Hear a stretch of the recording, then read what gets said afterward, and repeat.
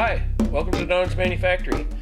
It's the holiday weekend, so I'm going to be spending time with the family and whatnot, but I wanted to give you this little update of what's been going on.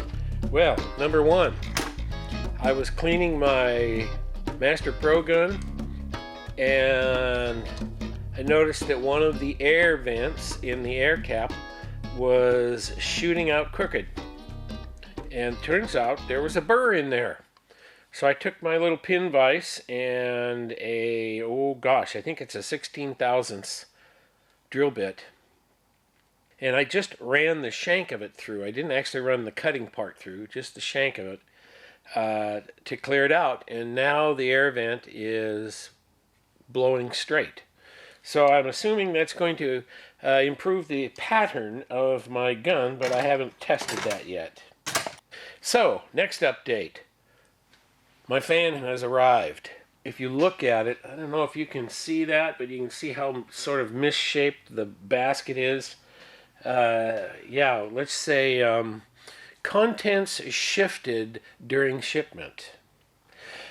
Yeah, okay. Actually, what they chose to do was to loosen the fan and slide it down the shaft of the motor so that it was no longer inside the housing.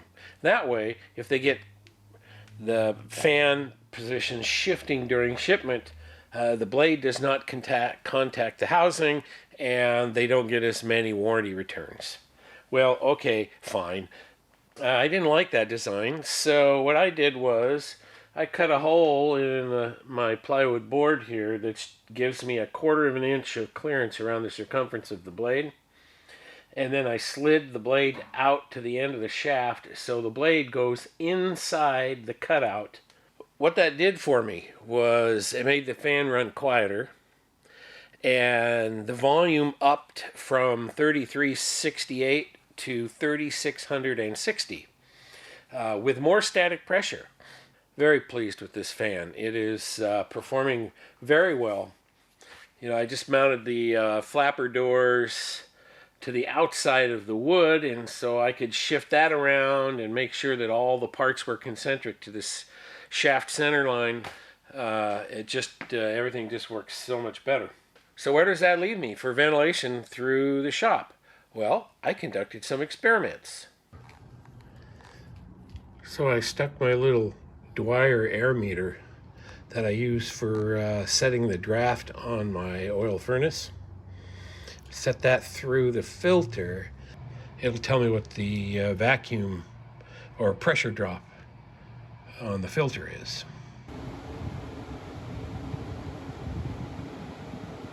Yeah, you can hear the wind blowing, and that's why you see it varying so much, as the wind is altering the pressure at different places around the house. This is why your windows work when you open them. What I want to do here is give you a little demonstration of the airflow through the shop now that I have the new fan in. And this will be demonstrating what 49 feet per second looks like. So what I'm going to do is just pat the dust out of this sander, and I'm hoping that you'll be able to see the dust move across the top of the car. Okay, here we go. Now, if you look at the top of the frame, you'll actually see the dust moving across. And I edited each shot just about the time the dust left the frame. Let's try it lower. The white dust against the white plastic doesn't show up very well, so let's try this. So there's a back eddy because I'm standing there, so some of the dust goes off towards me. But if you look, you'll see it just goes whoosh off to the left there. Now this dust is a lot closer, of course, than the one over the top of the car.